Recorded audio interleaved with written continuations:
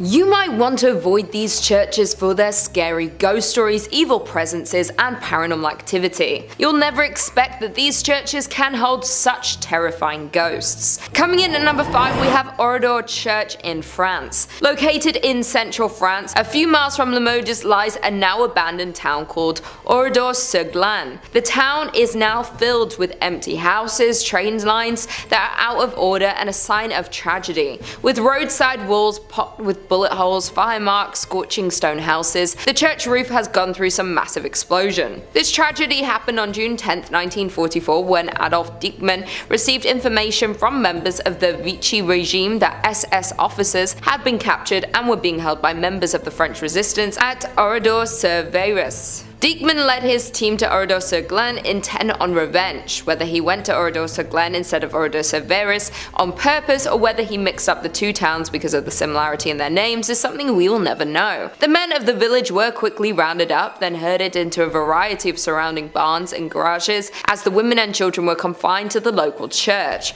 Then a gas explosion was placed in the church and lit aflame. There was only a handful to survive the tragic accident that happened at the church of this town. With all the lives lost in the church and surrounding town of that night, it is said to be haunted by many spirits. As some witnesses report, as they stand at the church's windows at night, they see the dark spirits of the people who lost their lives walking through the ruined village's deserted streets. Others state they often smell the aroma of burning wood and flesh as it lingers over this abandoned village. Until recently, the new residents would leave gifts along the border of the village of the martyred as a peace offering for the spirits that still haunt the church. In the end, we will never actually know the reason behind the attack upon the Oradour Church on June 10, 1944, though some think there was an evil entity or spirit upon the church that coerced the attack to happen. Coming in at number 4, we have St. Mary the Virgin, England. In an English village, you'll find the Church of St. Mary the Virgin, built around 1350 just outside the main settlement. The church in Columbkille, Bedfordshire, was abandoned for around 170 years after it fell into disuse in the 1840s. There are a few odd things about this ancient little church, the most significant being that it was supposedly built facing the wrong direction. Churches are traditionally oriented to face east,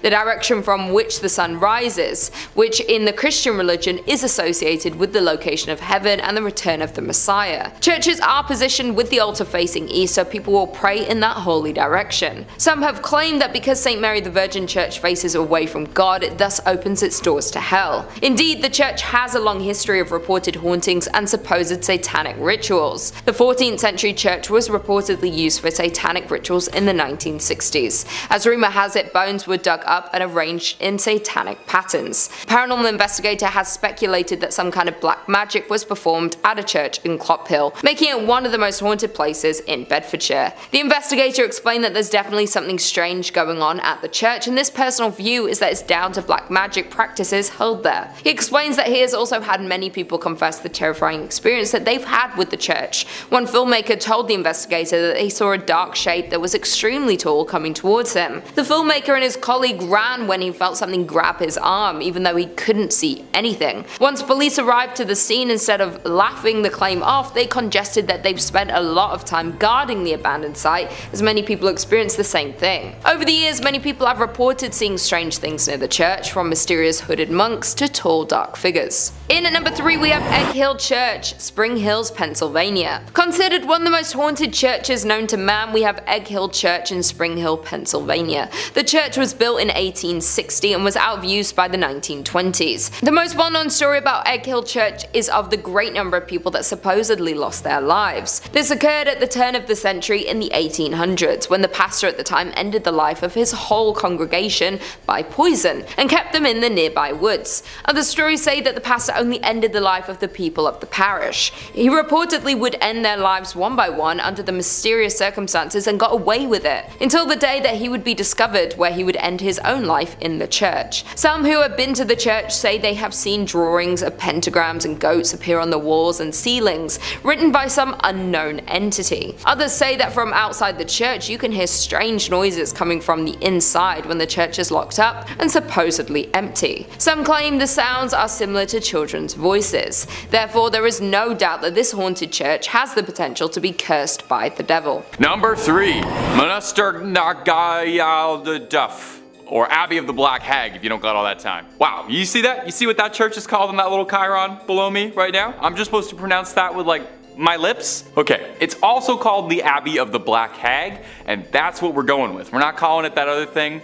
I'm not doing that. Black Abbey of the Hag, only name this church has ever gone by, and it was built in 1298. And it was one of the well-known medieval convents in Old Ireland. The remains of the abbey still stand today in a secluded valley, making it already mysterious and supernatural place just that much more supernatural and overgrown and spooky. I mean, the place is called the Abbey of the Black Hag. You don't name a place that unless it's extremely haunted or if there's like a cool boss fight or something there. Sounds like it's straight out of Dishonored. It's believed that the last abbess, horrible word by the way, in charge of the abbey practiced witchcraft, and in the scary way, okay? She brought death, misfortune to the surrounding areas. Pope Martin V condemned the abbey, not being down for witches at all. The accused witch left to live out in the damp, deserted abbey by herself, which she probably loved because it sounds scary. Over time, her skin blackened, her hair furled, and her soul twisted, leading to the place being renamed the Abbey of the Black Hag. And if you can believe it, there's actually more to this one. The Count and Countess of Desmond once called the abbey home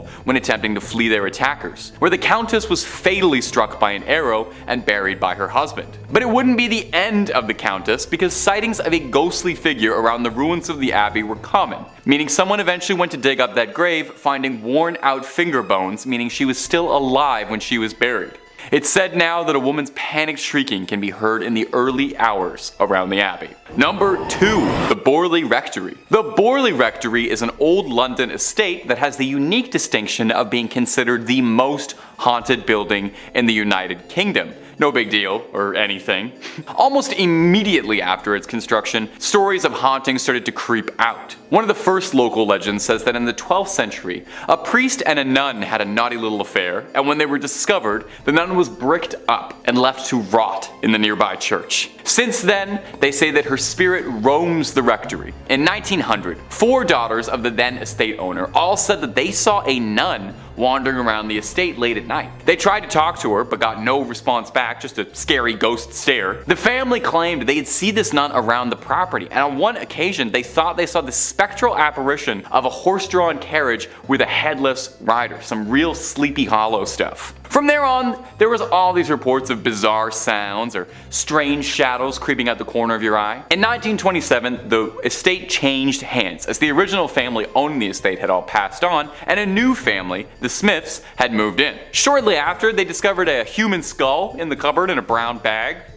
Which is not a great housewarming gift, to be honest. They reported poltergeist behavior, unexplained footsteps, lights flicking around them, and the same sightings of headless specters. Now, they only lasted 2 years, not being down for any of the hauntings or skulls in cupboards, any of that business. And the next family, the Foysters, didn't have much better luck. They had objects flying around their home, and on one occasion claimed their daughter was attacked by something truly horrible. They moved out as well. And the last owner of the rectory would be Captain Gregson, who accidentally lit the estate ablaze while unpacking, although insurance claims they think the fire was started intentionally, perhaps in a desperate attempt to cast away whatever evil has been trapped in the Borley Rectory for so long, or perhaps he unintentionally unleashed it out into the world. Time will tell. At number 1, Mortimer Abbey. Mortimer Abbey is a monastery in the forest of Lyons, France. A real old church built in 1134 on marshland, near the stagnant water of the drainage lake. The monks dug it out to try and dry the marshy land around the Fulbrock stream, which was called the Dead Pond. In French, Mortemer, which is where the name comes from. You can kind of hear it there. Mortimer, you know. Perhaps it's this history of being built on a dead pond is why Mortimer Abbey was doomed to be haunted. Now, the abbey flourished for centuries, but over time started to become claimed by the passage of time, and it fell into decline and disrepair. In the 17th century, there was an attempt to try and rebuild the abbey and recapture its former old glory, but the decline was already pretty present and had set in by that point, and by the time of the French Revolution, only 5 monks still remained in the abbey. Eventually, the abbey would collapse entirely and go private, and in 1863, the abbey would find itself in the hands of a rich Parisian family, the Delarues. Mr. Delarue moved his wife and his sons into the abbey, but soon discovered they weren't weren't the only tenants. While walking the lawns, the young people of the house saw a light from the library. As if by an invisible hand, these hatches unfastened, their handles turned, and the windows and doors all opened. The paintings on the inside of the abbey turned themselves around and steps thundered out into the halls, and nobody moved out immediately after. I would have started looking for new real estate right then and there. But one night the young Delarue, Charles, had his fiancée over to come see the estate that would become her new home in marriage. She was offered the guest room, but found herself terrified during the night when she couldn't sleep because she was too busy being tormented by mysterious sounds and objects around the room that were hurling themselves around, being possessed by something. Having had, quite frankly, enough, like I think any of us might have, the young suitor announced she would never live in this house, called off the entire marriage, and hurried back to Paris tout de suite, where there were plenty of handsome young men asking her hand in marriage who didn't live in old haunted estates, okay? That's the message to take away from this. Get the love you deserve, and the love you deserve is not in a haunted house. Number 5. Mephistopheles. Mephistopheles, or Mephisto to his friends, is a demon who features prominently in German folklore. Although he has since become somewhat of a stock character, he is primarily known for the role he plays in the Faust legend. The Faust legend is inspired by the life of a real alchemist, astrologer, and magician, Johann Georg Faust, who lived in Germany during the late 1400s and early 1500s. It is, of course, unclear how closely Faust's life follows the legend it inspired. The tale of his interactions with Mephistopheles has been passed down for centuries after his death. In the folk legend, Faust has become depressed with his life as a scholar and tries to take his own life. When the attempt fails, he calls on the devil, hoping to acquire magical powers that will allow him to indulge in all the earthly pleasures he can imagine. The devil then sends his representative, Mephisto, to make a deal with Faust. Faust and the demon broker a deal that will make Mephistopheles serve Faust with his powers for a set number of years. When that time is up, Mephisto will claim his soul and take Faust to hell, where he will be punished and forced to serve Satan for all of eternity. Faust uses Mephistopheles for a variety of purposes over the years, most famously to help him seduce a beautiful young maiden named Gretchen, with whom he has a child. When the child is born, Gretchen realizes the baby's unholy nature and throws it into the water, causing her to be arrested and executed for murder. Faust is corrupted and realizes his sins are unforgivable and is carried away to hell by Mephistopheles. True or not, the Faust legend has become deeply ingrained in culture, and I'm sure the Vatican worries that their flock will not realize the message of the tale and will try to make deals of their own with Satan's representative, Mephistopheles. Number 4. Incubus. One of the more taboo evil spirits on this list is the incubus, the male equivalent to a succubus. While a succubus is known for seducing and sleeping with men in order to impregnate themselves with ghostly children, the incubus comes into a woman's bed while she is asleep and impregnates her. She will then carry the baby to term, giving birth to deformed witches, wizards, or demons. Not all of these offspring become evil, however, with the first legend of a wizard being fathered by an incubus actually being the legendary wizard who served King Arthur during the days of Camelot. In the late 1400s, demonology text Malleus Maleficarum by the German Catholic clergyman Heinrich Kramer, the author talks about incubi and states that there are 5 ways to get rid of them: moving the afflicted woman to a different location, exorcism, sacramental confession, the sign of the cross, or excommunication of the attacking entity, which even the book itself admits is basically just another term for an exorcism.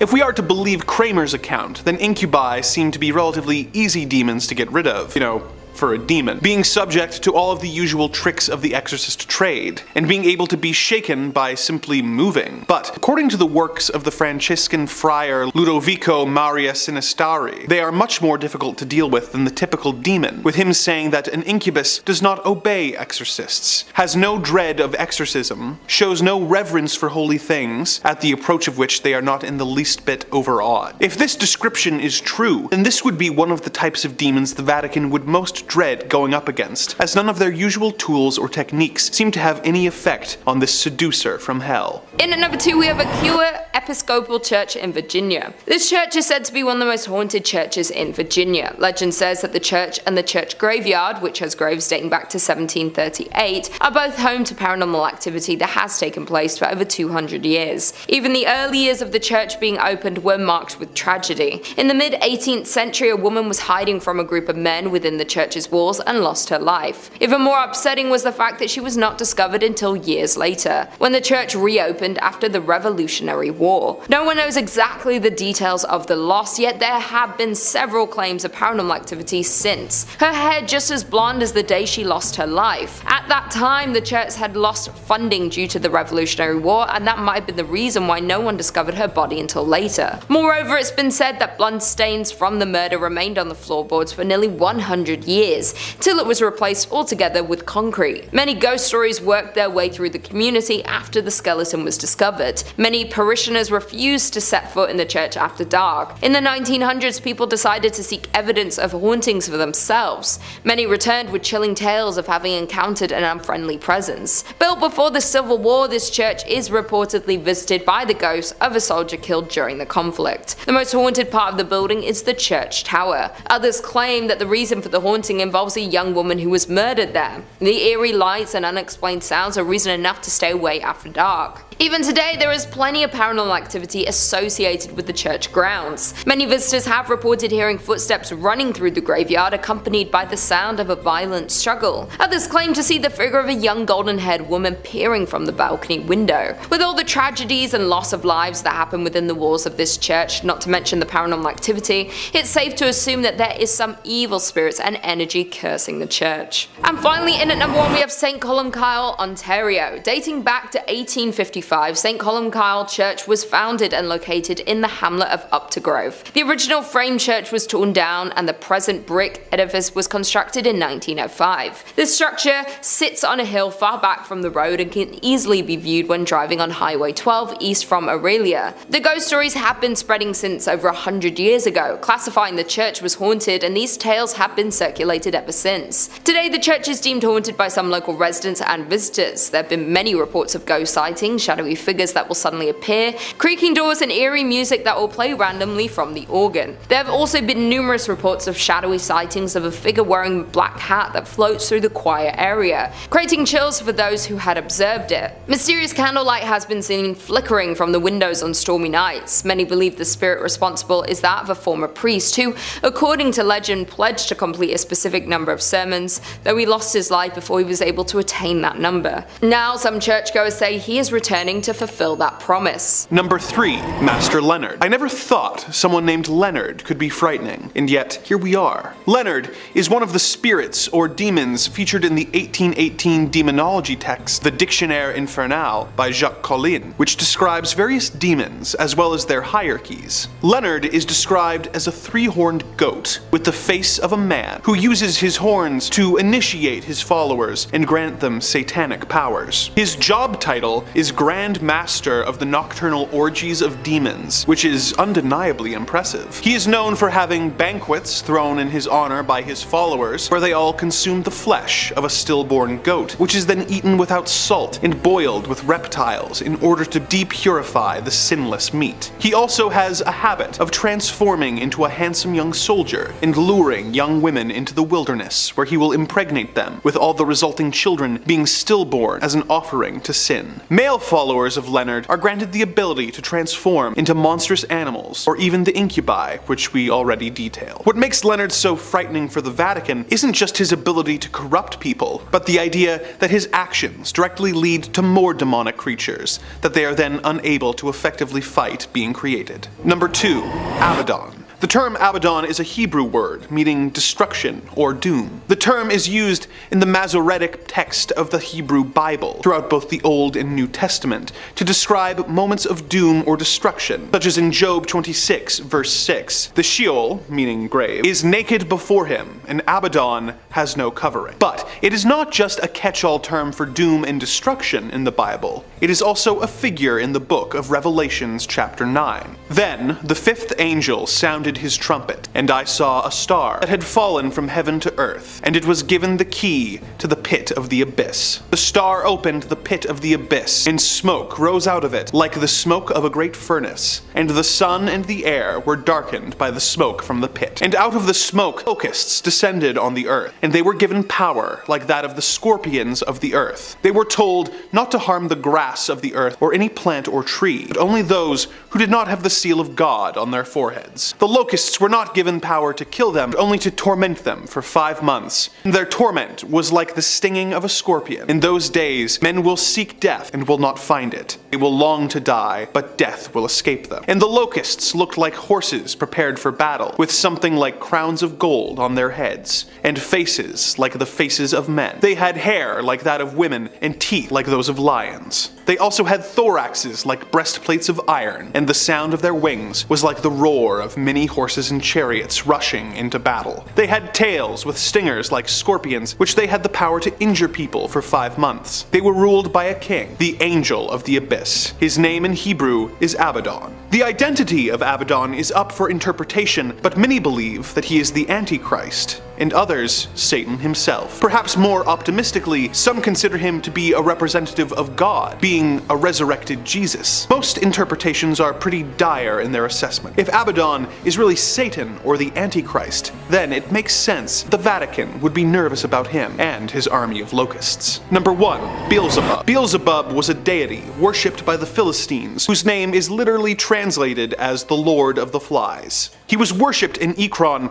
before he was adopted by Abrahamic religions, not as a god, but as a major demon. In Christian theology, he is one of the 7 princes of hell, representing the sins of gluttony and envy. In the Testament of Solomon, he makes an appearance, saying that he was a fallen angel associated with the planet Venus, or the evening star, making him synonymous with Lucifer in this particular appearance. He claims that his methods of destruction are installing tyrants, causing people to worship demons, to cause priests to indulge in their lust, and to cause jealousies in cities and murders, and to bring about war. Some texts conflate Beelzebub with Satan, with others making them different entities. In these versions, he is said to have led a successful revolt in hell against the devil, being the chief lieutenant of Lucifer. He is one of the 3 most prominent fallen angels, alongside Lucifer and Leviathan, with certain texts such as Paradise Lost, describing him as being second in hell only to Satan himself. He is given credit for a lot of possessions and evils, with his name being cited often during the Salem witch trials of 1692 and 1693. His ranking in the hierarchy of hell, in addition to the understandable anger he would have at being displaced as a deity only to become a demon, would make me nervous if I were a member of the Vatican concerned with going up against demonic forces. Number 3, Popobawa. Now that name might sound deceiving, cause to be honest, it does sound just the littlest bit cute. But this thing is the farthest thing from adorable imaginable. This terrifying demon hails from the island of Zanzibar in East Africa. If you don't know Zanzibar, it's where Freddie Mercury came from. Look it up, you learned something today. Popobawa is Swahili for batwing, referring to the creature's most common form that it takes of a giant, vaguely humanoid bat creature. But the bat form is just one of its many appearances that it can take. A Popobawa can take on whatever it pleases, and is more of a shadow creature than anything else, preferring to dwell in the darkness in a sort of formless way. Now, a shadowy, shape-shifting bat creature would already be enough horrifying qualifiers to land this spirit in a top 5 list of scariest spirits around the globe. But it's this next little tidbit that really earns its spot on this list. The Popobawa specifically targets victims who don't believe in it. So, if you don't believe in Popobawas, you better start. You're in one. That's not really how that joke went. It's thought to be behind the cause of an outbreak of hysteria through Zanzibar in the late 90s, when there were several reports through village after village of men reporting that they had been attacked in the night by this demonic creature. It got so bad that eventually villagers would resort to sleeping outside their homes, out of a belief that the creature wouldn't attack someone outside their house. Maybe there's demon etiquette laws, I don't know. It's said that the Popobawa is hunting you if you can smell an intense smell of sulfur around your home. Mostly it comes out at night. Mostly. The way it gets you is particularly unpleasant. Instead of just eating you or slashing or doing something normal that a normal monster would do, the Popobawa crushes you during the night by sitting on you. Ha! People who claim they've been attacked say they wake up in the middle of the night with an intense pressure on their ribs and chest and have trouble breathing. It's been said that if you ever suspect you've caught the attention of the Popobawa, the best way to rid yourself of it is to spread knowledge and tell everyone everything you know, because after all, it goes after non-believers. Not that, that's why I'm telling you all this now. I've been sleeping really good. My chest is doing fine. Number 2, Vetis. I'd never heard of this demon before doing my little research for this video, and let me tell you, it's a regret of mine that I didn't know about it earlier, because my life has been improved since knowing about this thing. Vetis is a demon whose main goal and pleasure in life is to convert good, pious, righteous people into nasty sinners so they can get pulled down into hell. It's hard enough trying to live a life free of sin without demons also trying to trick me into damning my eternal soul. I already can't walk down the street without coveting 3 things in a window. Now I gotta deal with this? Luckily for me, Vetis probably wouldn't be terribly interested in me, since swaying me with sin is remarkably easy. He goes after priests, members of the cloth, people of devout faith. It's like his job to take charge of the really tough cases to tempt towards sin. He's a master of deception, seduction, trickery, bribery, intimidation, and a whole lot of other nasty demon business that probably looks good on his Tinder profile. Where he gets kind of wild though is that apparently he only ever talked in rhyme, which was supposed to help him lull you into a sense of comfort that causes you to trust him and makes you more likely to sin. I don't know about rhyme making me sin. That's feels like what they said would happen if I listened to rap music. Besides his freestyling bars, Vetis is a shape-shifting demon capable of taking whatever form he pleases, but he prefers to take forms that are wooden in nature, like a cursed tree or something, for example. He's also depicted as often having many limbs, growing outwards and fractal like a spider might. Most insidiously about all that Vetis does is that he stares deeply into your soul and sees your deepest, darkest, most sinful desires, meaning he has definitely read my Frasier fanfiction. Vetis then, with his conjuring and shape-shifting, makes your desire manifest in reality, where he can tempt you with sin up close and personal to see just how truly committed to the path of the righteous you are. And finally, coming in number 1 at the list is Moloch. Perhaps you've heard the name before. Moloch is an old god, real old, like Old Testament old. Moloch takes the form of an impressively sized deity with the head of a cow or bull instead of man, and usually he has his arms stretched outwards towards a fire in most statues or paintings of him. This is because this was his preferred method of sacrifice. Whatever you were to offer him, usually human, were to be cast into the flames for Moloch's pleasure. He's thought to be a pagan fertility deity, mentioned across various religious texts and worshipped by the Canaanites. Moses forbade the Israelites to worship Moloch, as he was a false god. Moloch quite enjoyed sacrifices and being paid homage, and it's said that this was always to appease his wrath. In Paradise Lost, the epic poem that fleshed out much of what we know and think about hell, Moloch was described as being a fallen angel and one of Satan's greatest warriors. This depiction paints him as a bloodthirsty soldier of hell who is eager to spur a war against heaven's forces, and he is worshipped as a deity specifically to anger God above. Sounds like he makes lovely company. Number 5, St. Mary the Virgin Church, Columbkille, England. I gotta say, that sounds like it's a fake place, like where Sir Topham Hatt lives. Well, not only is it real, but it's home to a bone-chilling haunted church, St. Mary the Virgin Church. Now, St. Mary was built in 1350 outside the main settlement of totally real place Columbkille. Traditionally, churches are built facing the east. I didn't know that. It's so it can align with the sun rising, which in Christianity is associated with heaven and the Messiah. Churches have their altars facing east, so you pray in that holy direction.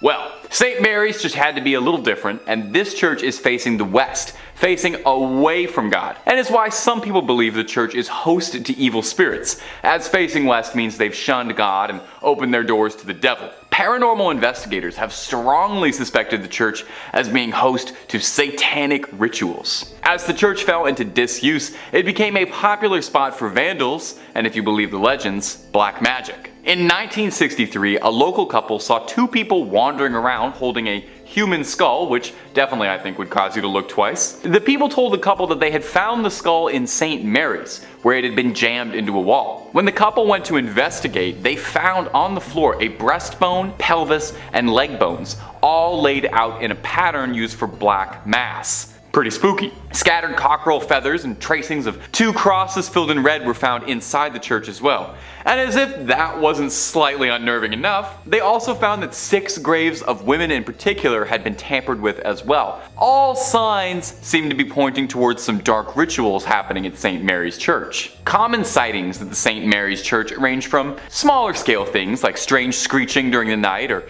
hearing the bell going off despite being long abandoned, and the more threatening reports seeing tall, dark figures wandering the ruins of the church, perhaps getting themselves ready for another ritual, or perhaps they've been contacted by a ritual and are arriving. Only thing I know is I won't be checking out the midnight mass there anytime soon. And if you're interested in way more scary stories of all manners, cryptids, conspiracies, churches, hauntings, aliens, we've got a little bit of everything at Top 5 Scary. So click on through, find something to get cozy with, and subscribe, and make sure you hit that bell so you catch all of our videos as they drop. But do all that stuff at the end of this one, okay? Because we got way more haunted churches for you coming right up. Number 4. Our next entry on the list today is going to be the Aquia Episcopal Church. And if you haven't said that, try saying that 10 times fast. I dare you. Located in picturesque Stafford, Virginia. The church has 200 years of history to it, which means it's also got approximately 200 years worth of ghost stories to study. When the church was first built way back when in the 18th century, it was stained by an unfortunate tragedy. You see, the surrounding areas were exhausted by war and the lack of resources, food, and money, and as such, brigands would take to the dark country roads to attack innocents during the night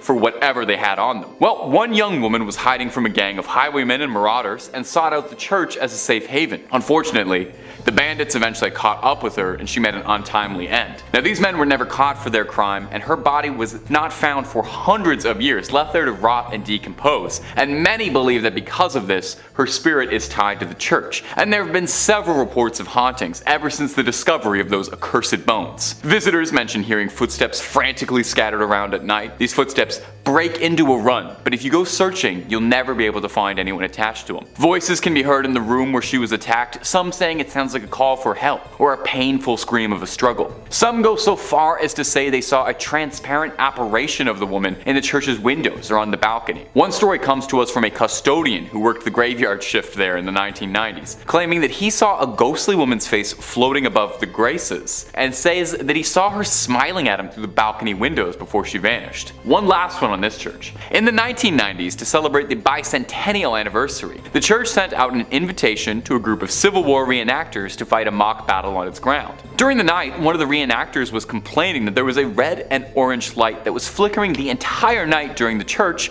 that prevented him from sleeping. The man explained this to the father of the church, and the father explained back that there was no electricity in the vestry, and that the light must have been the spirit confused by why the Civil War had started up again. Imagine, you're a ghost, you're already out of time, and then you look outside and you see guys from your time? My little ghostly sense of the world would be so thrown off. I would have to buy a new ghost calendar. Number 2 on this list is Anneliese Michel. This is a very sad story where there may not ever have been any ghosts involved, but they sure thought that there was. Wikipedia says, when Michelle was 16, she experienced a seizure and was diagnosed with psychosis caused by temporal lobe epilepsy.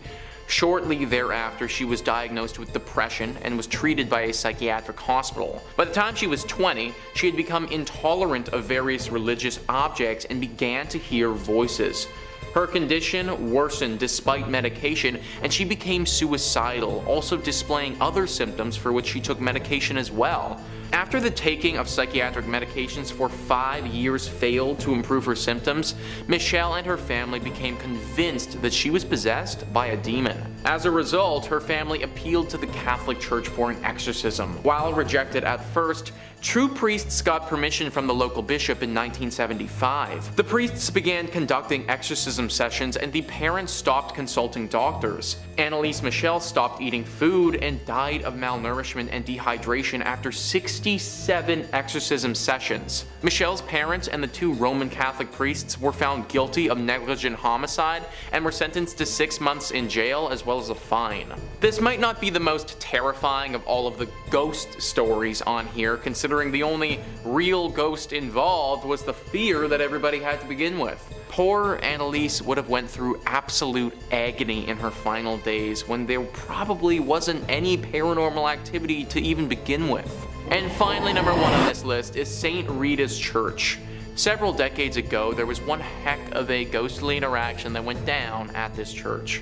World on Fire says, on All Souls Day in the early 1960s, St. Rita's parish had a ghostly visitation. More than a dozen parishioners had gathered there to pray when sometime in the early evening the organ began to play by itself. Suddenly, 6 robed monks appeared, 3 wearing black and 3 wearing white. The parishioners attempted to flee, but they found the doors of the church were locked. The phantom monks moved towards the parishioners while the organ continued its dirge. Finally, the vision faded as a disembodied voice whispered, "Pray for us." So next time you see a ghost, it probably just wants to ask you a favor and hopefully not kill you. All they were asking for was a little prayer, which I think everyone would have been more than happy to indulge with at that time. Of course, having a bunch of ghost monks show up out of nowhere, lock all of the doors and keep you in there, that's pretty terrifying. Everyone is still very wary around St. Rita's Church in case these monks ever do come back. Number 5. Sluagh. Our first entry on this list is something called a sluagh, which manifests as a bird, predominantly something like a raven or a crow. We all know corvids are the scariest classification of bird there is. It's Celtic in nature, which means almost certainly I am pronouncing that name wrong. It's probably something more like sluagh. They can take many forms, but prefer to do their hunting while donning the form of a corvid. What do they hunt exactly? Your soul. Your decaying soul, to be precise. These spirits seek out the dying, the weak, and stalk them, waiting like little carrion eaters. Not to worry, they also seek out the living too, waiting for the perfect time to strike. It's said that they seek out those who are experiencing heartbreak or intense emotional pain, so keep yourself in good spirits, I guess, lest you be attacked by the demon crows. The best way to avoid them, I can't believe this is what it said, but I looked it up, is to keep your windows and doors shut. Cause you know, they are birds. Stay inside and never say their name. Well, I probably should have read that part first, I guess. Sorry. Lore says that these demons were considered so evil and heinous that they were actually banned from hell. Imagine that. I did not even know that was a possibility. I thought hell was kind of where you kept all the most cruel spirits, but I didn't know you could be too hardcore for it. Love the image of Satan looking up at these birds and being like, "Get out! Scat, you!" These creatures come from ancient Irish folklore, where they were first thought to be dark spirits, or just plain old evil entities. But as the years went by, slowly the narrative shifted that these birds were the souls of sinners and damned cast out of hell. In the early 1900s, these creatures were sometimes attributed to mysterious deaths around Europe, predominantly Ireland and Scotland. It was said that when petty criminals and ne'er-do-wells would turn up dead inexplicably, it was the handiwork of these birds. These birds, I got scared to say their name. I don't want to mess with it. I'm just gonna keep calling them these birds. These birds wait until your last tender moments on this earth, and when your soul is at its weakest, they swoop in and swallow your soul. What happens to a soul consumed by them? Well, I'm glad you asked. You become part of the flock, doomed to fly with them for the rest of time, feeding on other lost souls. But if spending eternity flying with a bunch of haunted ravens doesn't sound like your deal, I don't blame you. Why not spend eternity with the top 5 scary gang, and click through on the videos and watch forever and ever. Or maybe just an hour here and there. Toss a subscribe too while you're at it. Number 4. Jikininki. If you're familiar with the story of the Wendigo, and no doubt if you're watching Top 5 Scary, you're familiar with the story of the Wendigo because I can't go 3 minutes without shouting about the Wendigo, this spirit is very similar. It's sort of the Japanese Buddhist answer to it. The Jikininki are people who in life were terribly greedy, selfish, and now in death find themselves cursed to forever want more, to never be satisfied, and to also nefariously seek out human bodies to eat to satisfy their dark cravings. Yeah, I'm just gonna slip that one under the door. They stalk in the nighttime, scavenging for freshly deceased bodies and food offerings that have been left out for the dead. It's said that they loot the corpses that they eat too, which I'm gonna be honest, seems remarkably rude. I can understand eating the flesh of a dead body, you know, you're an evil spirit, we all gotta do what we do. But I draw the line at looting. It's a whole other thing entirely to root through their pockets for spare change. Folklore suggests that they use the loot they scavenge off of their victims to bribe city officials to leave them alone to their dark dealings. I knew politicians were corrupt, but I didn't know they took bribes from ghosts.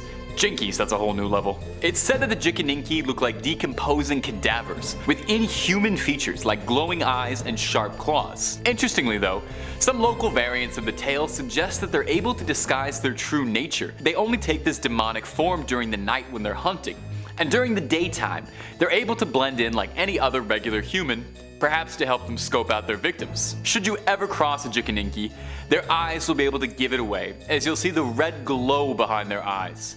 And when you do, you'll find yourself frozen in fear. Number 5 on this list is St. Mary's Catholic Church. This is a Catholic church in Nashville, Tennessee that is apparently deeply haunted.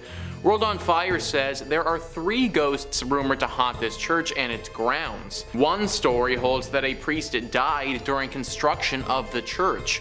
Another story claims that during the Civil War, a Catholic priest serving as a chaplain for the Confederate Army was shot and killed in the church. There's another rumor that the ghost is the spirit of Bishop Richard Pius Miles, the first bishop of Diocese of Nashville, who died in 1860. He was buried in the church basement and supposedly still haunts his old stomping grounds.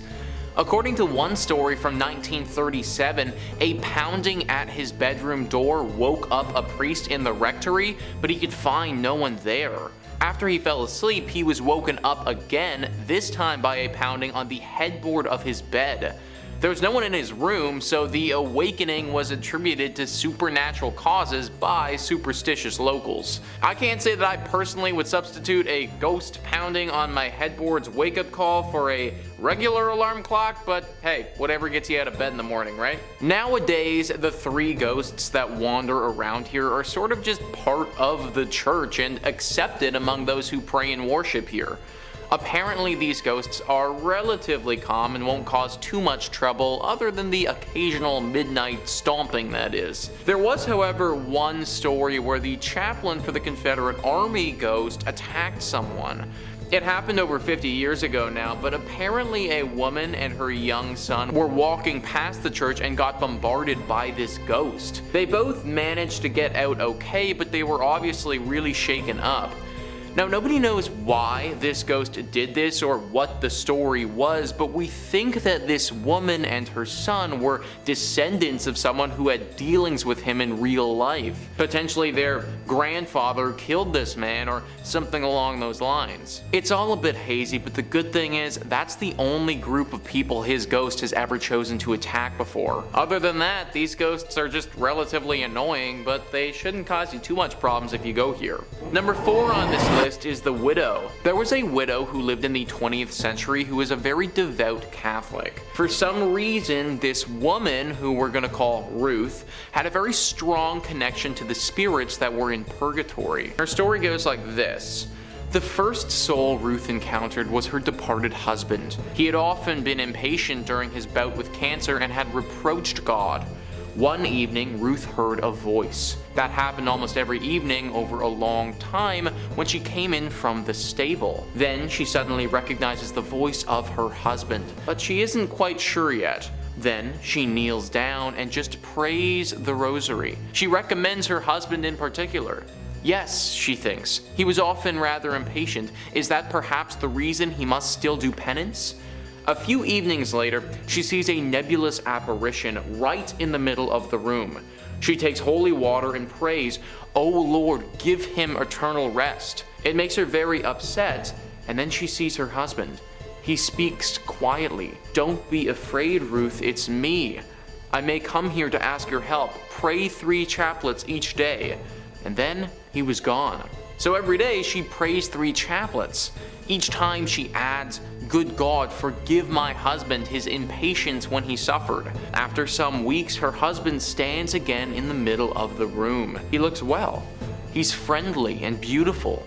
She recalls how he was a young man. He says nothing. He only looks at her so grateful and full of love. Then she asks him, "How are you, Jacob?"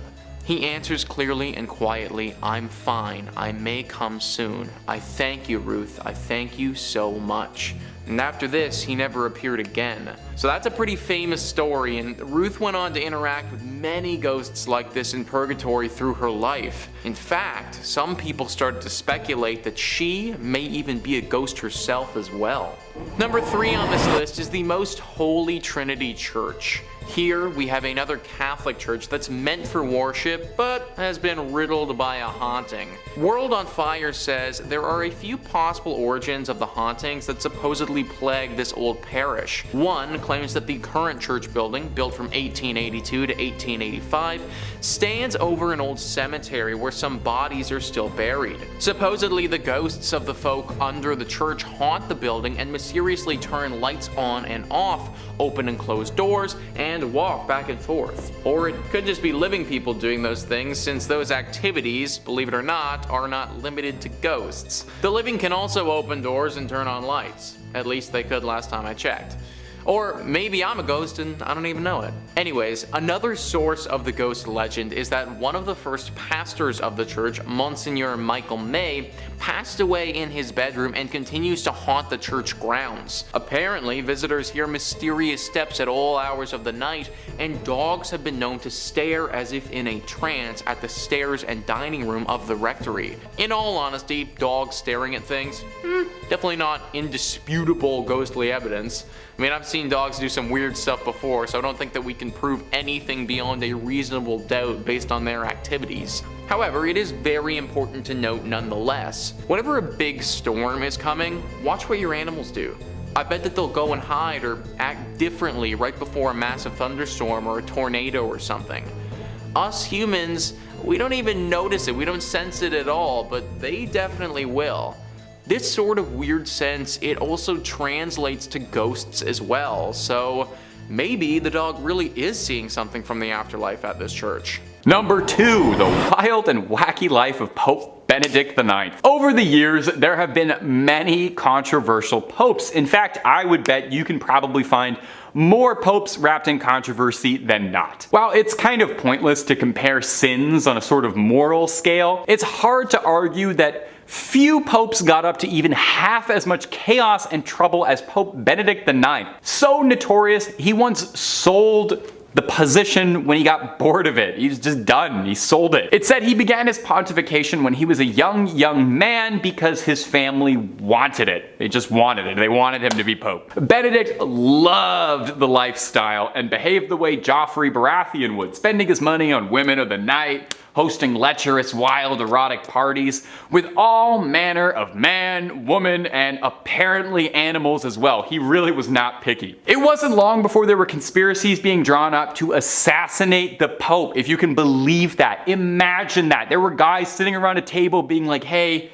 we gotta do something about the Pope. I think we have to assassinate him. Possibly in a case of divine intervention, his enemies on a feast day snuck into St. Peter's Basilica, carrying rope ready to strangle Benedict, but a solar eclipse of the sun scared the assassins so badly they called the whole plan off. And fair. If I was planning to dispose of the Pope and then like 5 minutes beforehand I saw the sun get blackened out, I would assume God was gonna strike me down then and there. Failed coups notwithstanding, Pope Benedict's reputation did not improve much. He was attacked by an angry mob in 1045, forced to flee, and replaced by another pope, one Sylvester III. 2 months later though, Benedict would return to reclaim the title. And then 2 months again, he decided that honestly he wasn't really vibing with this pope business anymore, what with the constant bombardment and attempts on his life, and sold it to his godfather for what amounted to nearly 30 million American dollars.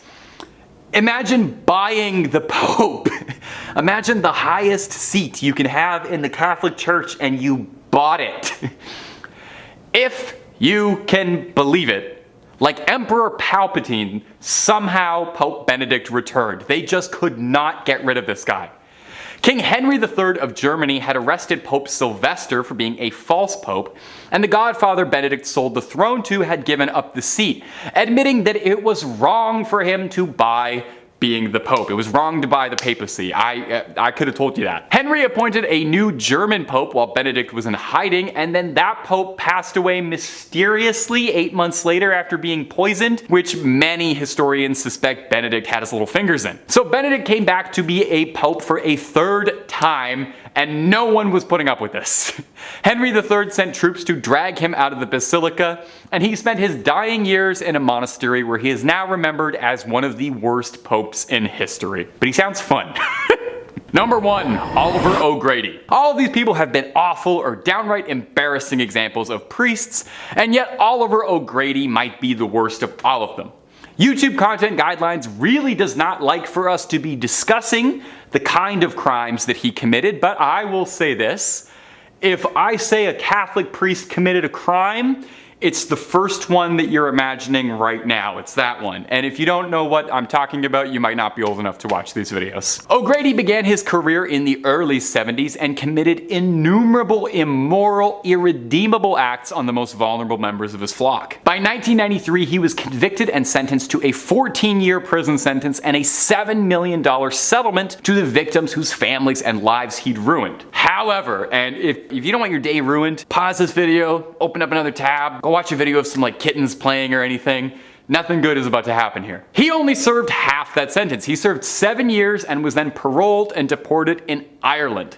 In 2005, a video deposition had O'Grady confessing to having had 25 victims. In 2006, a documentary made about Oliver O'Grady called Deliver Us from Evil focused on his crimes, but more importantly, how the Catholic Church pulled a nice big white rug over the horrific crimes he committed to protect their clergy. The documentary outlines how O'Grady preyed on his victims, how he committed his crimes, and how the church was very well aware of everything he was doing and swept it under the rug. In 2019, O'Grady was arrested again. Oh, I can't believe it. He seemed like such a good guy. This time for owning deeply illegal lewd content. O'Grady would find himself in jail again in 2020, sentenced to 22 months, which seems kind of like a slap on the wrist given the history, but what do I know? Generally, I think if they make documentaries about the crimes that you've committed, that should impact the sentence slightly. But again, I'm not a lawyer.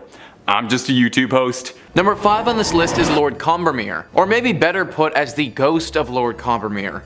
The picture that we're going to look at today depicts the ghostly silhouette of the late Lord Combermere sitting in his chair. Insider writes, amateur photographer Corbet allegedly set up her camera and took this hour-long exposure while the funeral of her brother-in-law, Lord Combermere, was taking place 4 miles from the home. Interestingly, the apparition that appears to be sitting in the deceased Lord Combermere's chair is suggested to be Lord Combermere himself. I think the scariest part about this photograph is the timing. The fact that this was apparently captured literally right when the funeral for this man was being held. It's very possible that his spirit could have still been in and around the area and wasn't quite ready to leave the world of the living yet. Ghost Story UK says it's thought by some that during that time a servant might have come into the room and sat briefly in the chair, creating the transparent image. This idea was refuted by members of the household, all testifying that they were all attending Lord Combermere's funeral. Sir William Barrett, who investigated the case and reported on it in the Journal of the Society for Physical Research, was not satisfied. Working on the theory that a manservant may have come in and seated himself in the chair, he took a test photograph and got a picture that was almost a duplicate of the Combermere photograph. The matter seemed ended, but as he told in his book On the Threshold of the Unseen in 1918,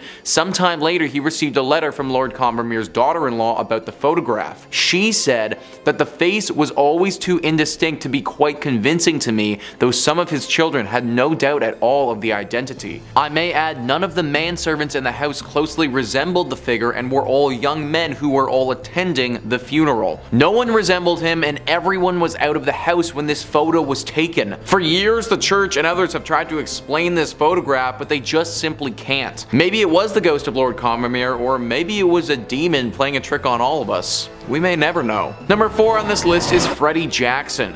In this photo, we're going to be looking at Sir Victor Goddard's Royal Air Force Squadron. This picture was taken in 1919 after World War I and showed a bunch of young strapping pilots. What's wild about this though is the unexpected visitor that we have in the back row. If we zoom into the top row and look at the man fourth from the left, we can see something over his right shoulder.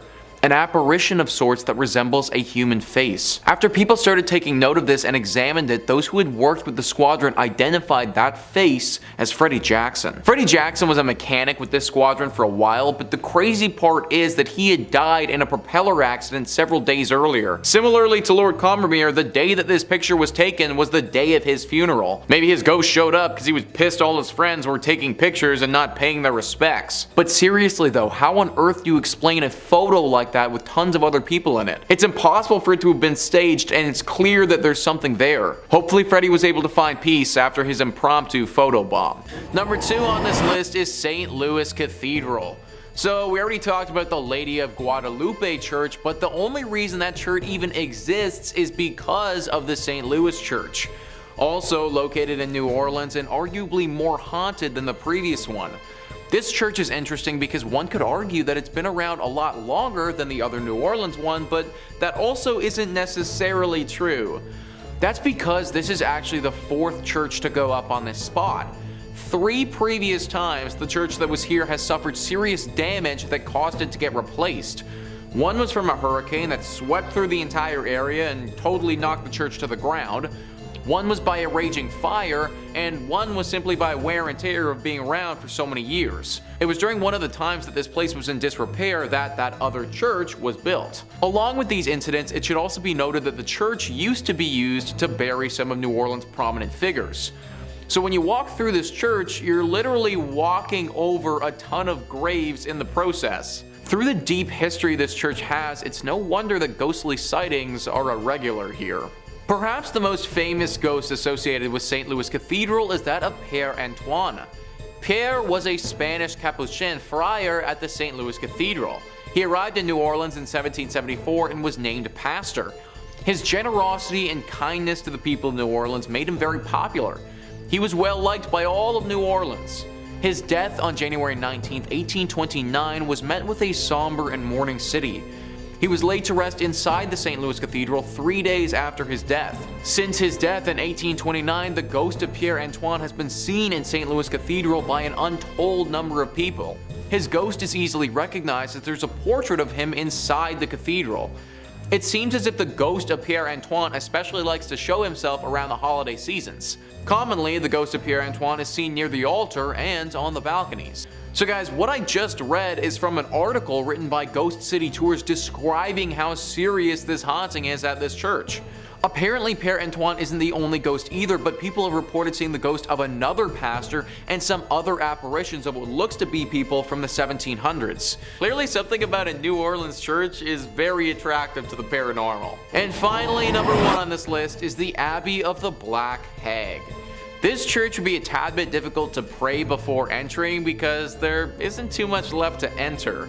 It's located in Ireland and is a ruin of its former self. The story starts many hundreds of years ago when this place was referred to as St. Catherine's Augustine Abbey. This place was established in 1298 and was pretty great right up until the last abbess took over. It's said that this woman practiced witchcraft here and brought great evil to the others that lived here and those nearby. Pope Martin V caught wind of this and ordered the immediate closure of this place. Everybody left, except for the witch. She stayed here completely by herself, practicing magic all day and all night. Eventually, through her consistent spell practicing and probably the fact that she never bathed ever, her skin blackened to such a degree that people started referring to this place as the Abbey of the Black Hag.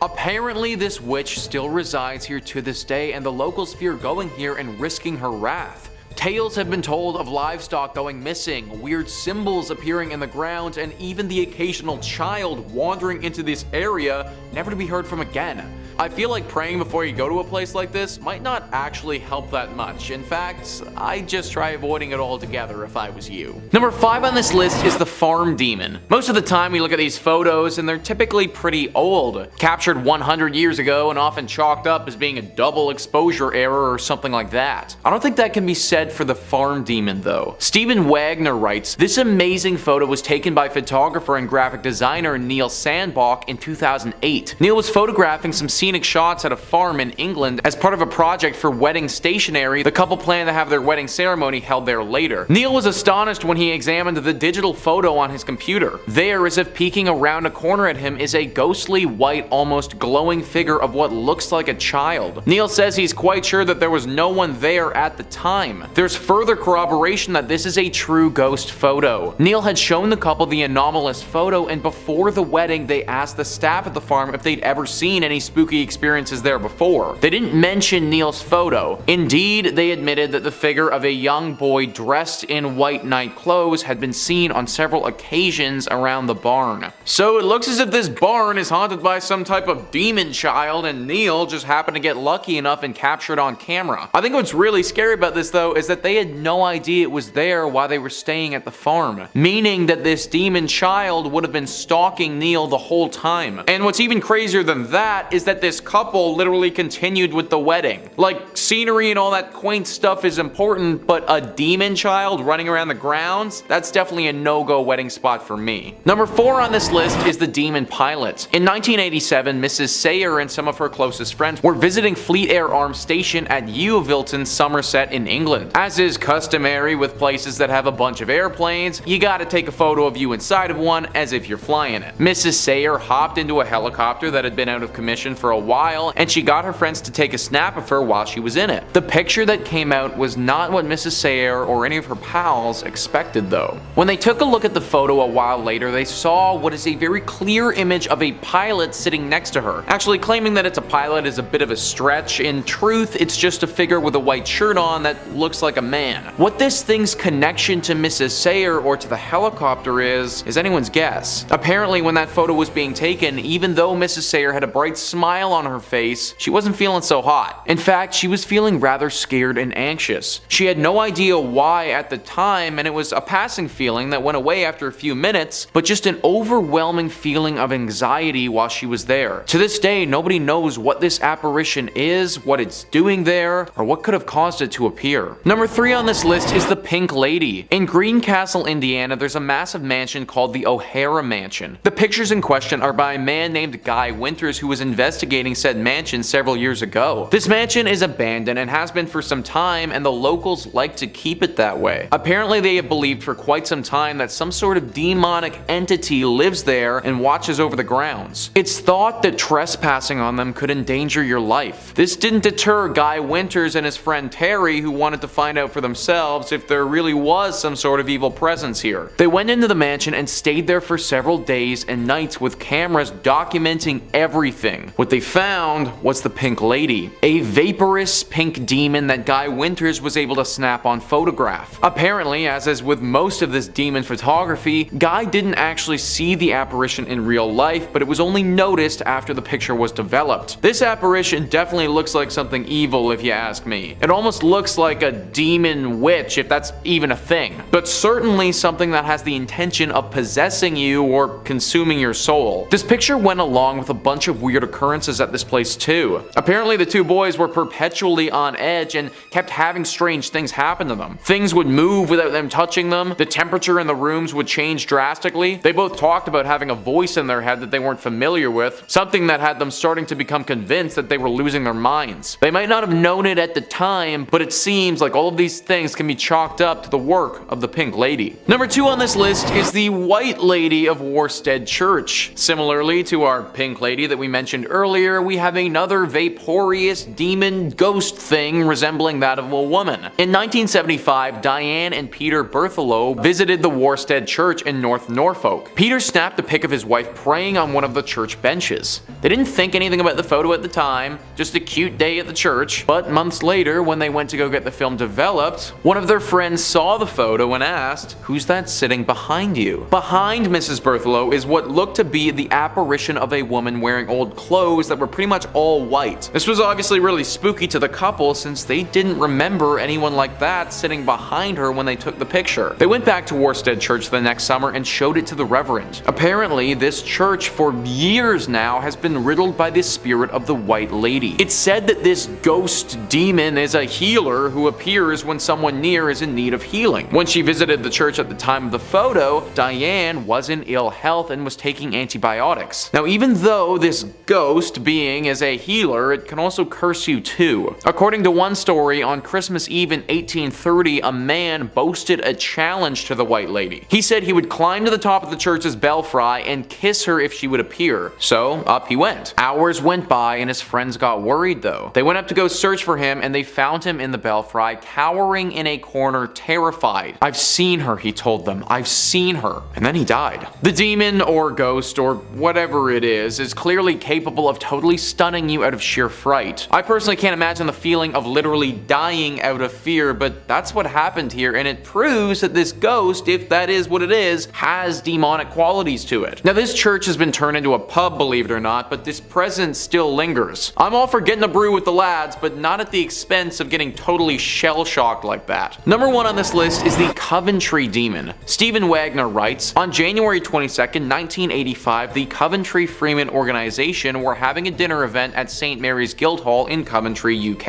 Everyone in the group had her or his head bowed in prayer when this photo was taken, including a towering mysterious figure standing top left. The strange cowled spectre appears to be wearing clothes much like a monk frock from another time. Lord Mayor Walter Brandish, who was present at the dinner, said that there was no one at the event who was dressed like that, and he could not explain the presence of the interloper in the photo. St. Mary's Guildhall dates back to the 14th century and served as a prison for Mary, Queen of Scots. So as you guys can see, this creature doesn't look like anything human. I know that it resembles something like a monk, as Wagner was saying, but I also think that there's an argument that could be made that it resembles something from the underworld as well. The robes that it's wearing, coupled with the shape of its body, also coupled with the fact that no one actually saw this thing in person at all, kind of leads me to think that there must be something demonic about it. Also, the face doesn't look human at all. It's all black and those eyes don't look like human eyes. I have no idea why a demonic monk-looking creature would show up at this dinner event, but I also don't have any other explanation for why this thing popped up in the photo to begin with. Toss a comment down below if you have any theories on what this thing is or what it could be doing there in the first place. Number 5 on this list is the Lady of Guadalupe Church.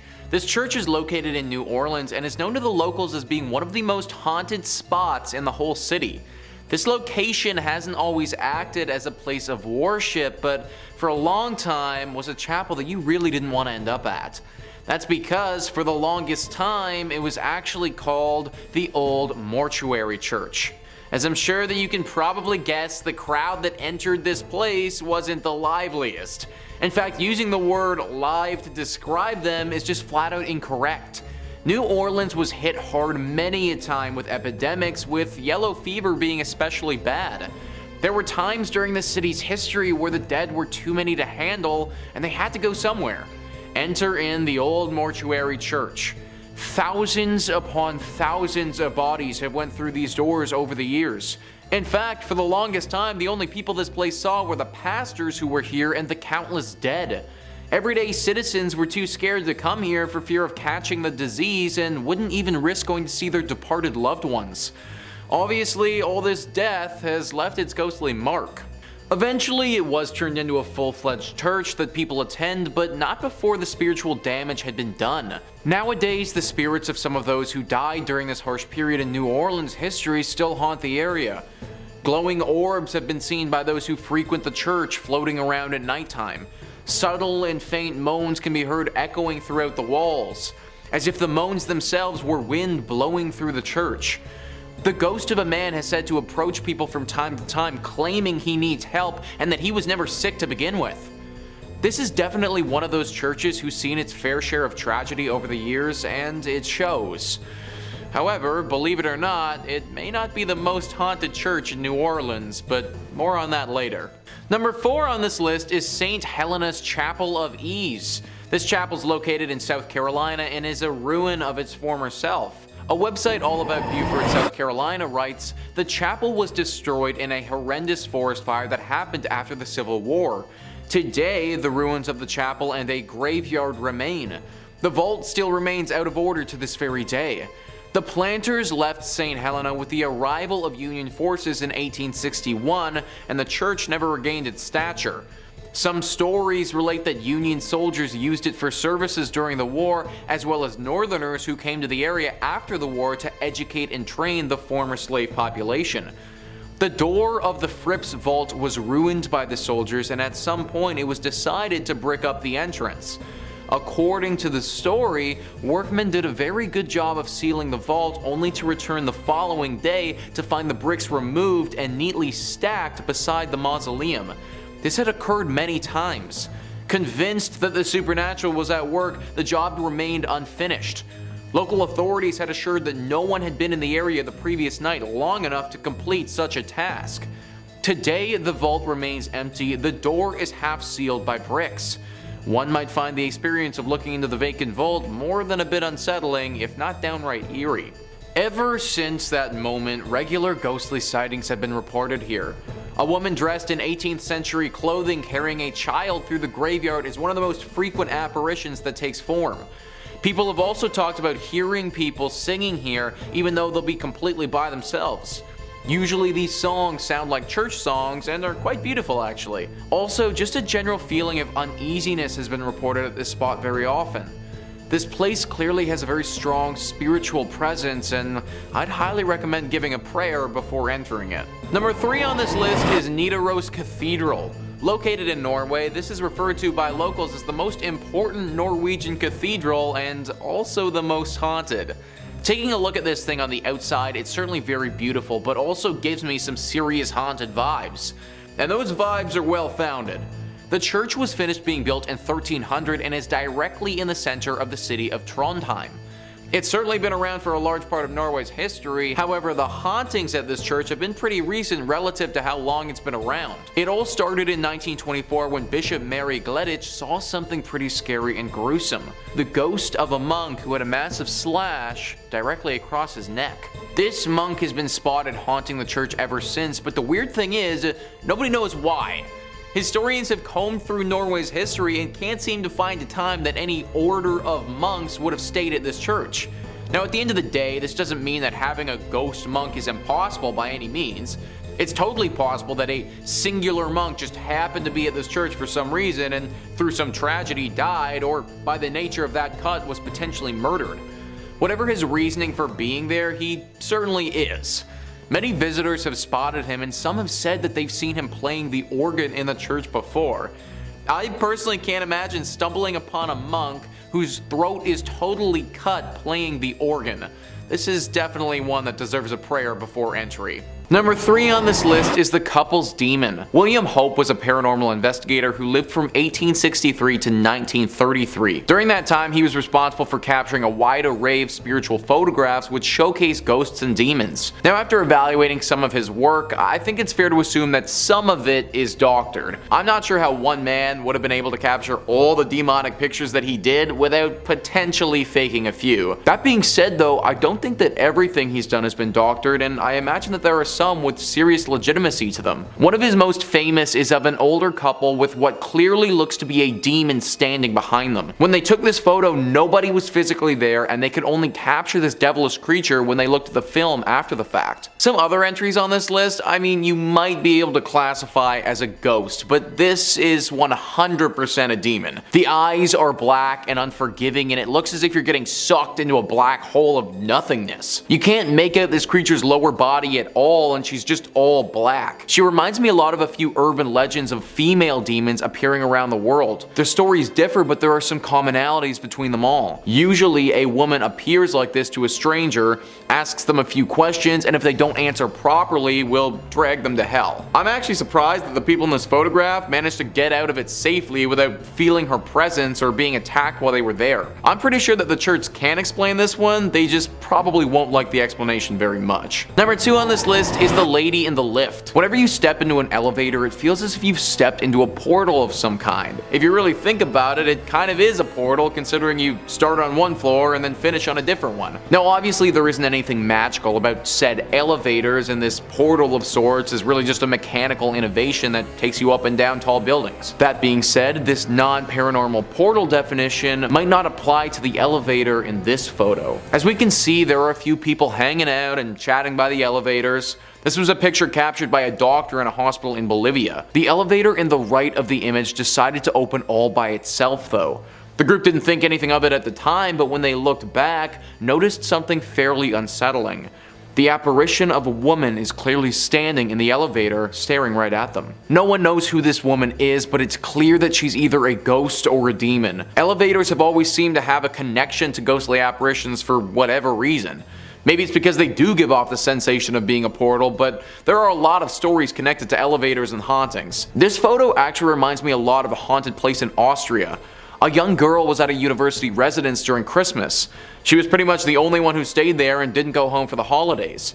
While she was there by herself, she accidentally stepped into the elevator shaft and fell to her death. Now she's said to haunt that elevator and torment those who step inside. Maybe this photo is of a similar story, but just at the hospital. It's impossible to say for sure, but either way, guys, I'd be taking the stairs. And finally, number 1 on this list is the little boy. This photo is extremely scary and just flat out disturbing. BuzzFeed writes, the Reddit user who posted this image was deeply skeptical that there was anything paranormal going on, although they couldn't deny there is something chilling about the figure of a little boy staring out from the ruins of an old school. I grew up in a small rural town in between mountains. A couple years ago, they were tearing down an old elementary school. A guy my mom knew went in and took pics with his cell phone. When he uploaded them, this was one of the pics.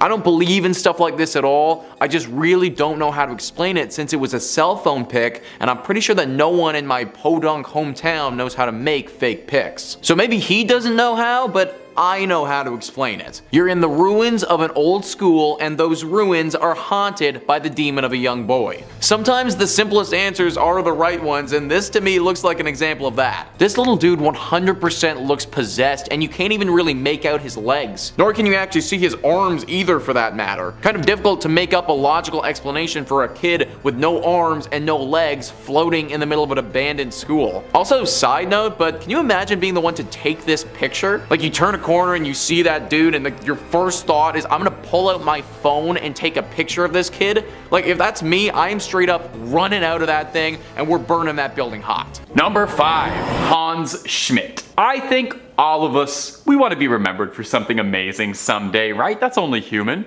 For walking on the moon, for writing the great American novel. Me? I want to be remembered for being a slightly above average YouTube host for spooky internet comment. Well, Hans Schmidt, a German priest, he's certainly remembered and found himself a legacy when he became the only Roman Catholic priest in American history to face the death sentence. They probably didn't put that on his tombstone or anything though. They say that you can see the signs of darkness from a very early age. Schmidt had wanted to be a priest since an early age, funny enough, but he was also routinely caught killing animals and drinking the fluids that were inside, and would apparently spend most of his youth at the slaughterhouse. And also his Wikipedia page mentions that he had a collection of severed geese heads that he'd put in his pockets. So yeah, maybe there were some warning signs and red flags here that people really were not paying attention to. By age 25, Hans Schmidt was ordained to be a priest and served over Mass for 4 years in Germany before relocating to Louisiana. Schmidt got himself involved in some wild crimes, doing some unspeakable things that the church covered up for him. Wasn't that nice of them? And they once again found him on the move, and he was sent to Manhattan at St. Boniface Church. Here, Schmidt would meet with the love of his life, Anna Muller. He became immediately obsessed with her, claiming that it was God's will he fall in love with her. Oh my god, ladies, don't you just hate it when a guy pulls the old, oh, it's God's will, it's God's will, all the time, eh? He began an affair with her, and he held a secret wedding, vowing to leave the cloth with her. When a Muller became pregnant, Schmidt knew he would be outed for disobeying the oath of priesthood. So, being a reasonable thinking man of God, Schmidt's solution was to slit her throat and remove her limbs and throw it in the Hudson River, and then went to Mass the next day. Oh, no, that's actually not very priest-like at all. Schmidt was tried, convicted, and executed in Sing Sing prison, where, like I mentioned earlier, he remains the only American priest that's ever happened to. Although from what I've learned about the guy, I don't think anyone would complain too much that happened. I don't know if this was a huge loss. Number 4, Gerald Robinson. Hey, a little hypothetical question. If you're a priest, how much Satanism are you allowed to dabble in? Probably not much, right? They probably would prefer that be like as zero as possible. Gerald Robinson was a Catholic priest, but was living a double life, practicing satanic rituals in secret with horrifying consequence. In the 1980s, Robinson was the chaplain at Mercy Hospital in Toledo, where he ministered over the terminally ill. The caretaker of the chapel there was a nun named Sister Margaret Ann Powell, a kindly old woman. Shockingly and horrifyingly, Paul was killed after being stabbed 31 times with 9 times in a deliberate shape of an inverted cross, and a smear across her forehead symbolizing a mockery of last rites. Police suspected someone was trying to humiliate Paul in death. Father Robinson was questioned, but not charged. A clergyman took Father Robinson out of his questioning, and the case would freeze for nearly 30 years. Reports on the case would disappear, and police believed there was a conspiracy of a cover-up. It wasn't until late in 2003 when police received a letter from a woman using the name Survivor Doe, claiming that she had suffered under the hands of Father Robinson, who had been assaulting women and practicing satanic rituals up to and including human sacrifice. With these new, lofty allegations, authorities reopened the case, and upon searching Robinson's apartment, discovered a sword-shaped letter opener that fit the wound in the nun's body like a key to a lock, according to prosecutors. What a charming turn of a phrase for a horrible thing. In 2006, Robinson was charged, and hopefully, Sister Paul was able to find some peace in the afterlife after such a mortifying ordeal. Number 3, Father Daniel Petrocorgano. When you take the cloth, you get called on for all sorts of things: marriages, funeral rites, confessions, and in the extreme cases, exorcisms, where you're the last line of spiritual defense against a demonic spirit that has taken host of someone else's body. Of course, exorcisms don't always go the way that you would hope. You know, sometimes a little pea soup gets fired across the room. Sometimes the person you're exorcising accidentally dies from your neglect. You know, anything can happen, really. Father Daniel Petrocorgano believed that a member of his flock, a nun in the convent, one Sister Marcia Corici,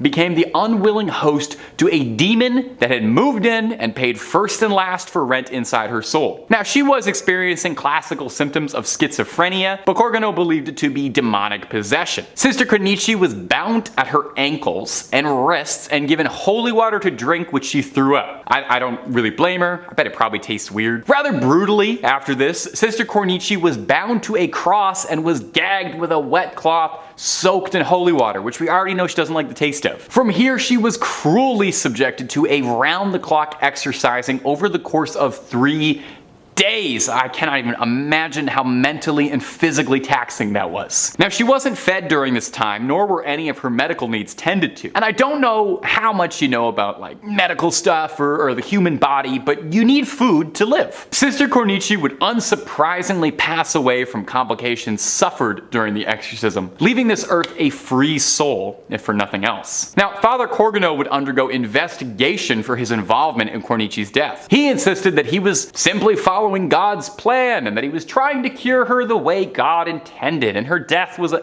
unfortunate accident and not his intention. Well, sure, you didn't kill her, but you did tie her to a cross and not feed her for 3 days, so you definitely helped. I don't know how to tell you. In the end, though, Sister Cornici's death was officially ruled to be caused by an overdose of adrenaline injections when she was taken into the hospital. Ah, okay, well that clears it up then. Total accident. Number 5 on this list is Pelagius. Pelagius lived around 390 AD, and although very little is known about his personal life, we do know that the church was really not happy with his theological teachings. The Catholic gentleman says, Pelagianism radically corrupted the church's teachings on grace, sin, and the fall. Its namesake, the British monk Pelagius, taught that the sin of Adam had no bearing on subsequent generations. Essentially, man was inherently good and unaffected by the fall. In practice, this meant that a man could come to God by his own free will with no grace needed. Many saints fought against this doctrine.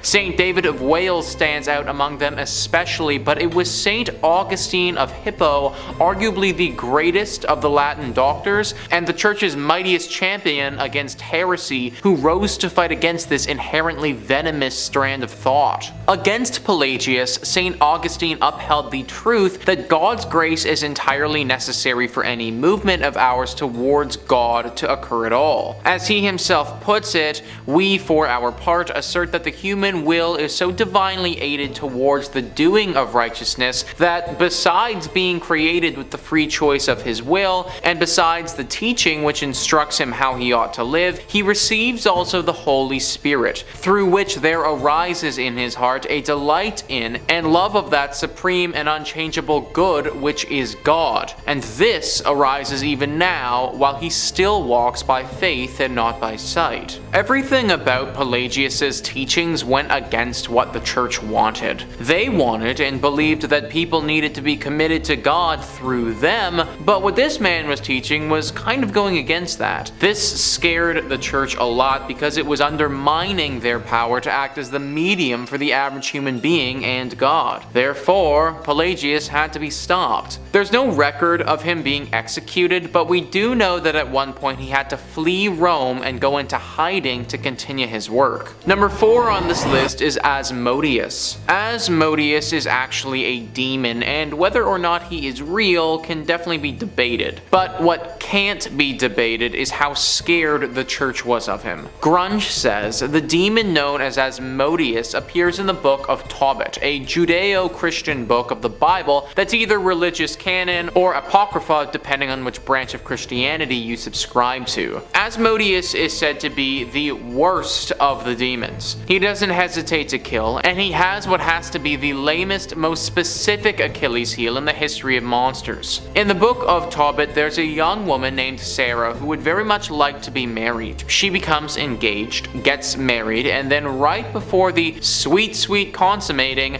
Asmodeus shows up and kills her husband. What might seem like a fluke quickly becomes a trend, as this happens to Sarah a total of 7 times. On lucky number 8, Sarah, who must have been an amazing conversationalist for this many guys to roll these dice, marries a guy named Tobias, who the Archangel Raphael gives the scoop on how to beat Asmodeus. The demon appears on the wedding night, and Tobias tosses a fish's heart and liver onto some coals, causing smoke that triggers Asmodeus's asthma or something like that. Asmodeus scampers off, and Raphael tracks him down, ties him up, and strangles him. So luckily for us, the text says that there's no more of Asmodeus, but that doesn't mean that his evil spirit doesn't still linger on. This is a demon that we're talking about here, and one of the worst ones ever at that. So I wouldn't be surprised if getting rid of this guy for good is a pretty hard thing to accomplish. Also, just a sidebar here, but poor Sarah, eh? This lady's just trying to get married and literally has to do it 8 separate times before one finally sticks. I think after marriage number 3, I'd personally just call it quits and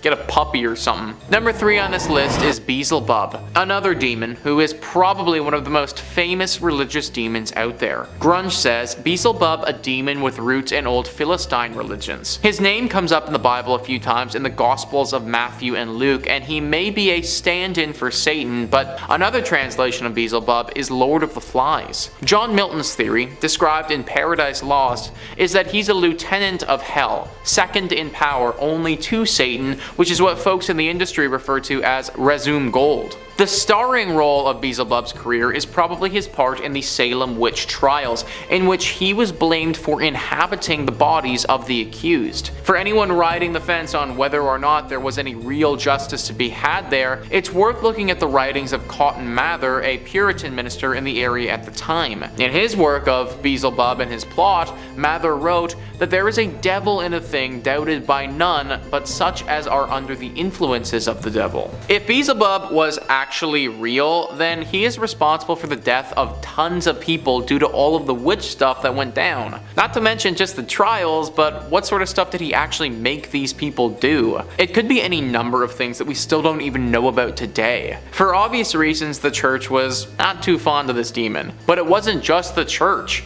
Your average everyday individual wasn't too fond of him at all either. Like, think about it. Back in the day, you would have to worry about having Beelzebub come and get you, and then you'd be put on the stake for being a witch if you did. Now obviously, these witch trials were not done even remotely how they should have been, and it's unclear whether or not Beelzebub did or didn't play a role in them. But still, it doesn't change the fact that you would have been worried about him if you were alive back then. In fifth, we have the Most Holy Trinity Church in New York, built sometime between 1882 and 1885 on land that previously served as a graveyard until 1853.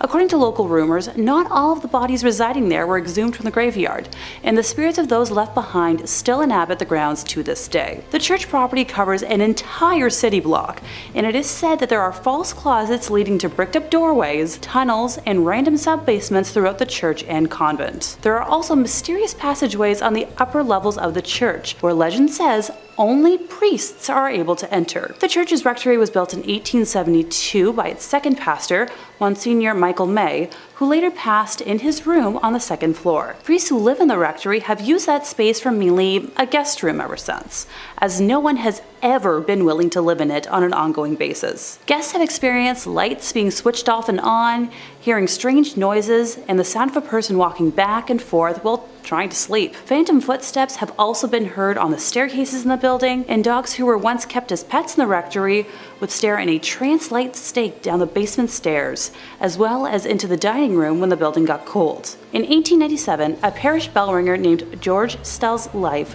was taken in the vestibule of the church. Though there was a suspect in the case, a former parishioner who would later be executed for an unrelated ending of life, no one was ever convicted of the crime. The red fluids of Mr. Stell's, as well as the red handprint of the killer, is believed to still be on the wall in a stairway leading to the bell tower. George's ghost still roams the church and is believed to be the reason why the bells will ring suddenly, vowing not to leave until his death has been solved. Moving on to our fourth place position, we have the Aquia Church of Stafford, Virginia. While the congregation was established in 1711, the physical parish wasn't built until 1751. It was a gorgeous brick building built on a peaceful hilltop with a two-story crucifix floor plan, which otherwise known as a cruciform, which was considered a rather unusual style for colonial churches. Aquia was built to replace two earlier sites of the Overwharton parish, which were constructed around 1680.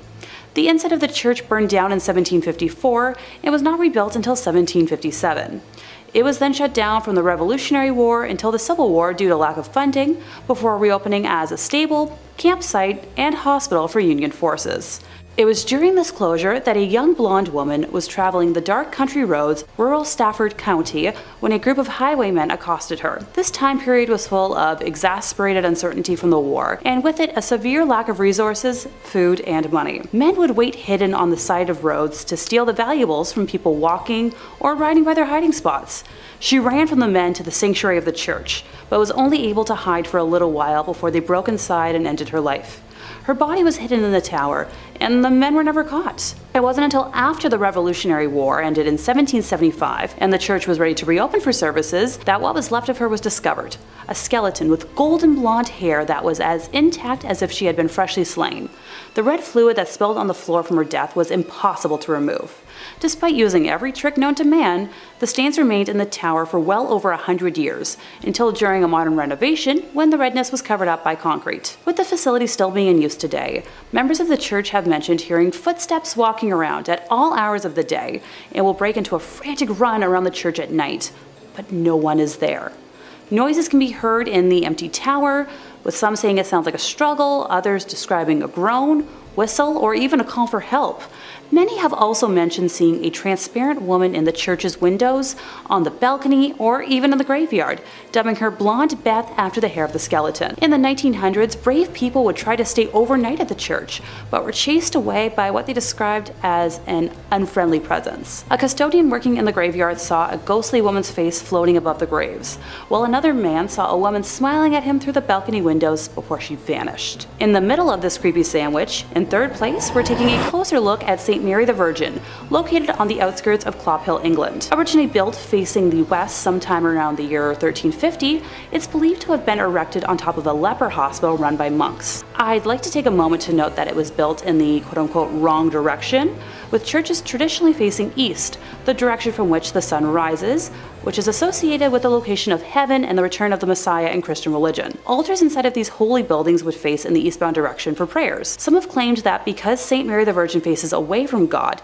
it thus opens its doors to hell, and ergo responsible for the tale I'm about to tell. The building was abandoned in 1848 when the rector at the time made the decision to have a new church built instead of expanding the previous one, which was much needed due to the rapidly growing congregation. Old St. Mary's, as was dubbed by the locals, was then primarily used as a mortuary chapel, holding bodies before they were buried in the adjacent cemetery. By the 1950s, St. Mary's had become so run down that it could no longer fulfill that use, with just the outdoor walls and tower remaining. In March 1963, the tomb of an 18th century apothecary's wife was broken into, and the bones were arranged ritualistically in the middle of the church. And once again on Midsummer's Eve of 1969, multiple women's graves were broken into, with bones being removed and rearranged once more. While the specific individuals involved in these acts were never identified, the arrangements found resembled those used in black mass rituals performed by satanic groups at the time. After the first incident in 1963, a rare decision was made to rehollow, or in more simple terms, re-bless the altar that was left in the building, in a failed attempt to protect the building from evil. Later that year, Reverend Harold Colthurst reported stumbling upon a group of men in the building that were in the midst of a mysterious ritual, being quoted as saying that the men were trying to communicate with evil spirits, chanting some sort of mumbo-jumbo. They were definitely in league with the devil. Modern-day visitors to the now landmark have reported seeing a plethora of ghostly figures during the day and nighttime, faint lights moving about before vanishing mysteriously, along with reports of a chilly and oppressive atmosphere even during warm days. Number 2 on this list is Arianism. Arianism wasn't a person necessarily, but a full-on train of thought by many different people that the church was extremely scared of. The Catholic gentleman says, aside from the various Gnostic sects that plagued the early church, it is in Arianism that is arguably the most famous of all Christian heresies. It struck at the very root and core of Christian teaching that Jesus was God himself in the flesh and relegated the person of Jesus Christ to that of a mere created thing. It lives on today in varying forms, from well-known sects like the Jehovah's Witnesses all the way to the bizarre world of Apollo Quiloboy. Moreover, it still lurks within the sentences of some modern theologians who ambiguously state that Jesus is the Christ, but no more than an exalted man. Saint Athanasius of Alexandria was the walking cure for this heresy. Stubborn and unshakable, I think it not a stretch to say at times that this great man stood alone against wave after wave of Arian attacks on the truth of the Christian faith. By emphasizing and stubbornly holding to the truth of Christ as both God and man, Saint Athanasius effectively ended the reign of the Arian heresy within the church. At the root, Arianism is basically the thinking that instead of being born, Jesus was created by God. This obviously goes against a lot of what the church teaches and believes in, and therefore they weren't too fond of this thinking or anyone who thought it. Pretty much anybody back in the day who did wholeheartedly believe this was condemned as being a heretic, and some bad things would be coming down the pipe if that was you. And finally, number 1 on this list is the devil. This one seems obvious, but just because it's obvious doesn't mean that we shouldn't include it on the list. The devil has always been the one to blame for any evil that is plaguing the earth. A great famine takes the lives of thousands of people. The devil did it. Someone loses their minds and kills a bunch of people. They must have been taken over by the devil. My coupon for 20% off on Hot Wings expired a week ago. Must have been the devil. Obviously, everyone was scared of the devil if he came for them. The church was scared of it, and the average person was scared of it. What is really interesting to me, though, is that the devil, even though he is horribly scary, is actually necessary to religion and the church. Without a devil, the only person to blame for anything bad happening would be God. The guy who's supposed to look out for us all the time would actually be the one doing all of the nasty things that happen to us, as well as all of the good things. Therefore, if we wish to believe that God is good and has our best intentions at heart, we sort of need to have a devil around to take the blame for all this stuff. It's just interesting to think that without the devil, one might be able to argue that we are the most scared of God. Not sure how I feel about that, but a cool thought experiment nonetheless. In second place, we're visiting l'Abbaye de Mortemer, or Mortimer Abbey. It was originally built in 1134 on land gifted by King Henry I. The stagnant water of the drainage lake, which was dug out by the monks to dry up the marshy land, was called Mortemer, or the Dead Pond, giving the monastery its name. Totally not ominous or anything. The monks constructed what was then one of the largest monasteries in the world on said land. The legend says that after the passing of his only son, King Henry wanted to reform his daughter Matilda and had her locked in a room in the abbey for 5 years. The anger and hate she felt from being sent away and isolated stained and seeped into the walls of the monastery, cursing it for eternity. After her eventual release, she went on to live until 1167, when it said her spirit returned to Mortimer Abbey to haunt the area as the White Lady. She is said to appear on nights close to a full moon, moaning as she drifts through the now ruins of the monastery. Those that have seen her report that she alternates between wearing black and white gloves. If she appears to you with white gloves on, you're destined for good luck. But if she appears with black, you'll be expected to pass within a year. Alas, Matilda is not the only spirit one must worry about if visiting the abbey. When the monastery was at its peak in the 1500s, a frail and suffering woman was brought to the monks with an illness it was believed that only they could aid. It was revealed that she was possessed by the spirit of a wolf and cursed to become a werewolf for several nights. The monks chained her to a room and conducted multiple exorcisms in an attempt to eradicate the spirit.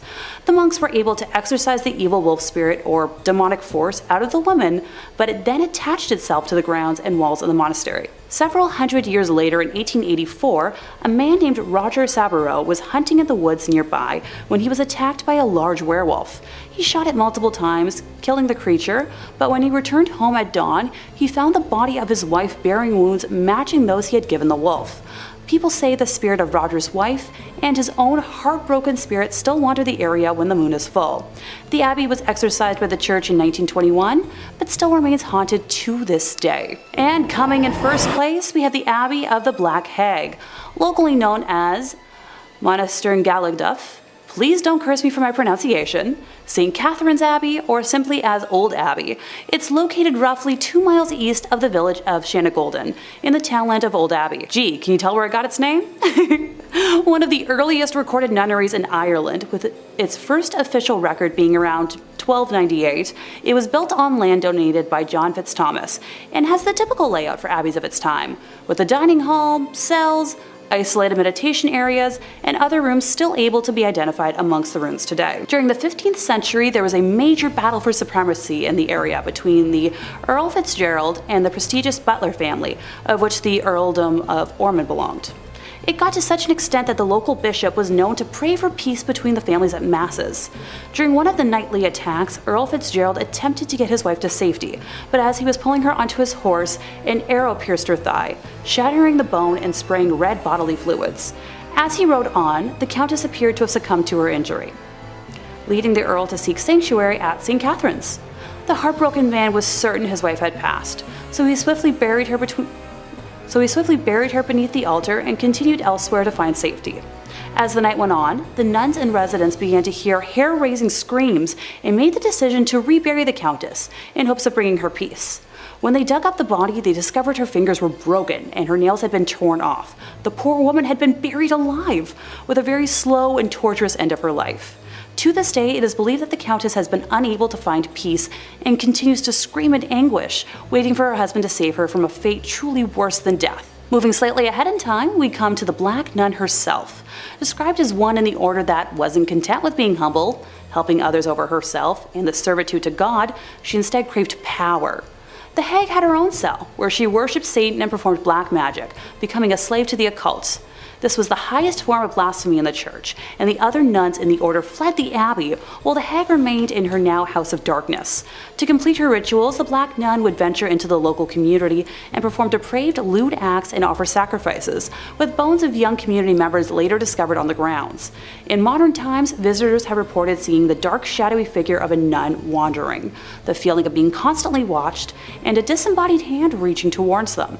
It has been reported that flashlights cannot function in the nun's cell, and modern batteries drain too quickly to have any sort of rational explanation. And that brings us to the end of today's list, and time to either cleanse the air or just get to it and exercise the space. Hey, any chance you have some sage or holy water? No? Okay, alright, I'll find my own.